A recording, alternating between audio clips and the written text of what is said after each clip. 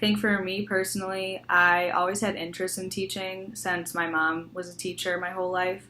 And even though I started off in a different program at Ohio State, I very quickly noticed that it had none of the like 1v1 personal connections involved that I think that I wanted from a job. So that was something that I knew I could have from teaching, because I definitely like having relationships with the people that I'm working with. And I knew that being a teacher would allow me to have those relationships with children and with parents and with coworkers. So that's what made me want to be a teacher. And I think some of the values and experiences that informed my thinking of pedagogy were basically my K-12 education was in Catholic schools, whether that was elementary or high school. And I think I was always witnessing very rote learning, memorization based, stuff like that. So coming into the education program, I've definitely learned to like throw that stuff aside and look at new ways to do stuff that might be a little bit more like creative and authentic. For me, what made me want to become a teacher was I always remembered growing up, I would set my stuffed animals up in a line and teach them, and I would have my family members buy me stuff from teaching stores like easels and a lot of colorful things and stuff like that, and I would line them up and I would give them lessons and print out worksheets. And so growing up, I always knew that I was interested in teaching, and a lot of my family members always thought I was going to end up being a teacher.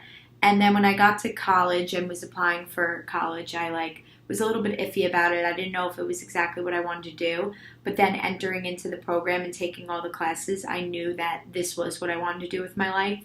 And I did want to make an impact on children the way that my teachers in the past have made an impact on me. I remember my third grade teacher was one of my favorite teachers in the world, and that is what's pushing me to kind of want to teach third grade. She made the classroom so interactive. She would give us chocolate, I remember, and teach us songs, of ways to remember the times tables and ways to remember the holidays and all math problems. And she kind of just made learning fun. And that's the kind of impact that I want to have on children, to have them remember me the way that I remembered my teachers. And I believe that my values and experiences that that informed my teaching were kind of from being in all these placements and stuff. The experience that I've made from that, from FEEP to this preschool placement that we're in now, I learned about all new styles and teaching ways, from being in two totally different opposite spectrum classrooms, like a Reggio one and then just a basic underprivileged classroom. So it was just very interesting to see the difference between the two and figure out what kind of job I would like down the line. I also think that teachers in pre-K to 3 are often who you remember as your favorite teacher. Yeah. For me, it's my first grade teacher, so and then second is my second grade teacher. So I think that it just proves how much your education experience sticks with you at that young of an age. Yeah. Yeah. For sure.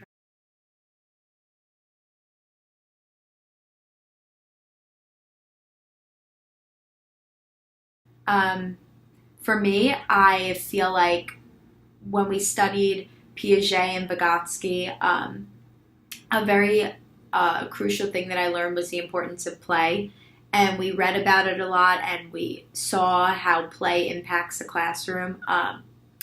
It is directly linked to cognitive development too. So I realized from being in a classroom that this preschool placement where we were placed in, and my classroom was Reggio, so we did a ton of play in the classroom. I realized how it affected their verbalization skills, their problem-solving skills, their comprehension, their curiosity, their imagination. It really directly affected all of that in the classroom, and I think that that's one of the main things that I am going to take out of this course and implement into my future classrooms.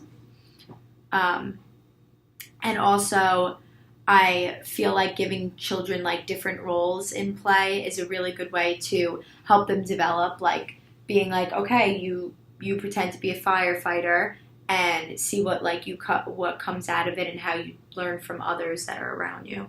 I think that play is really important. That's one thing. Yeah, for me, all of the new pedagogical concepts that have really like stuck with me this semester are also like going hand in hand with my placement, but at the same time they're going hand in hand with my job at the Schoenbaum Family Center. So I am seeing a Reggio inspired classroom, but I'm also seeing in my preschool field placement a classroom that does not really incorporate many of the things that we're learning about in our pedagogy classes. So I've been able to see like the image of the child, and I've been able to focus it on the two different types of schools that I'm in. So I get to see how Reggio teachers respect their children and how they really value their input and how the curriculum is formed. But I've also gotten to see, unfortunately, a classroom where the children don't have respect and they're not getting a voice really in the class. They don't focus on language as a big part of the learning going on. And that's another big thing that we've focused on, and just how the theory of language as like a key part of educational development and early childhood pedagogy. I really believe in just having conversations with students, and I think that can open a lot of doors for learning, and that's how we can be inquiry-based teachers too, just sort of having conversations with the students and finding out, what they're enjoying, what they want more of. And I think you can get that out of conversation with your students. And then with that, you're teaching your students to be question askers, and you're teaching them to think critically through that conversation. And so much more learning can happen during that time than I think we could even plan for.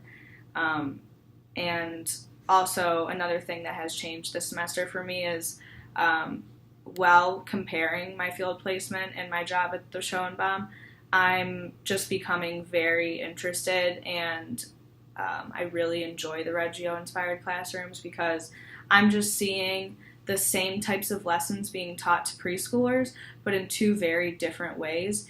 And one, to me, is authentic and creative and effective, and the other way just seems, very like sticking to the book and memorization based and repetitiveness. And I can just see that the children aren't enjoying that other form of teaching. So that's something I'm going to like take away with me too, is to try to, if I do end up in preschool or any early childhood, I want to incorporate the Reggio style teaching approach.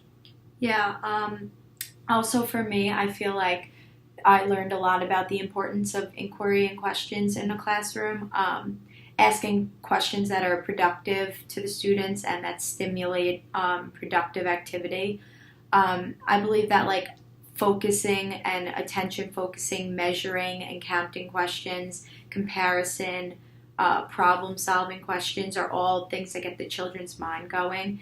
And that was something that we focused on, of not just having yes or no questions or simple questions, just getting the children actually to reason through their answers and to think independently on a topic and create their own opinions and formulate their own decisions and stuff. And in addition, going off the Reggio style classroom, I also think that through this course that we took, I learned about the importance of a Reggio-based, like, looking classroom. So I feel like my placement, I am in that kind of classroom, and I see how it affects the children every day. Like, they walk into the classroom and they use nature and bark and, like, stuff in the classroom to count their number of days they've been. They move a piece of tree, like, across to count the days, and they kind of ask a lot of questions based off of the new things that the teacher puts in the classroom every day. They're assigned jobs, right, when they get in the classroom of all different stations they can go to, just like how we did in our class, going from station to station, doing different things. And I think going from station to station and thinking of different things, I learned about how important it is to focus on your time management and not just say to students, okay, we have 3 minutes here, and go over 3 minutes, because we're actually focusing on, like, we should be teaching students what 3 minutes actually is and stuff, and not sugarcoating it. And from going from station to station, like working on transitions and stuff, we were talking about in class is really important. So that was something I got out of the classroom as well. Yeah, I think also classroom environment my opinion about it has changed too. Probably prior to the semester, I would have looked at a classroom with a lot of stuff on the walls and like very colorful carpets and stuff as maybe a good thing, and now that's completely changed. Just watching those slides in class and just getting like the homey vibe from the Reggio inspired classrooms, but like building off of that, something that I want to do with my students is I want to have that homey feeling in my classroom, but I also want to try to have a zero waste classroom. And I think that it's great to make your classroom environment in itself a project. And that's something that can go on throughout the whole school year, because you can't just start off the school year and be zero paper and zero plastic. But working with your students to try to find ways in your classroom of how can we eliminate all these things, but how can we still have fun learning manipulatives? So maybe having like wooden blocks instead of Legos, stuff like that. So that's definitely like a project I want to take on after having learned about how important the environment and project-based learning is. Yeah, me too. I agree with that. Mm-hmm.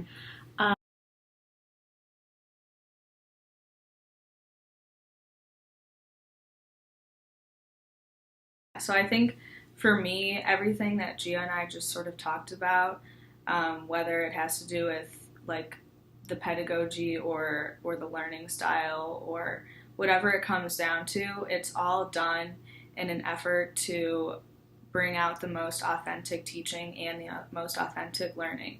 So whether that means that you're doing everything you can to be an honest and truthful and purposeful teacher, you're researching, you're asking your children questions about what they want to learn and what they're having a hard time with. And instead of just asking the questions, you're creating an action based off of that. So I think that when you do things like that and you try to incorporate things like your learning environment into what you're teaching, you're making it authentic and you're making it effective because your students are living what they're learning. They're completely immersed in their everyday lives, all the lessons that you're teaching. And I think that's how you make things authentic and effective. Yeah, I totally agree with that. And I also believe that an authentic and effective classroom is a classroom where you create connections with your students as well. The environment, I feel like, is so important in an authentic classroom because that's what they're walking into every day. They're there for hours and hours, and to be in a classroom that is artificial is not a classroom that you want to be in. So I feel like creating the environment that's comfortable and suitable for the students is really important, but also creating those connections with your students that you can help them develop further by asking them questions that are going to challenge them, going to challenge their thought process. That's being an authentic and a very effective teacher because you're making them think for themselves. And yeah, I feel like definitely all their experiences in the classroom come from you being a very authentic and effective teacher to them. Yeah. Great. Thanks, Michelle. That was a great semester. Yes, thank you so much.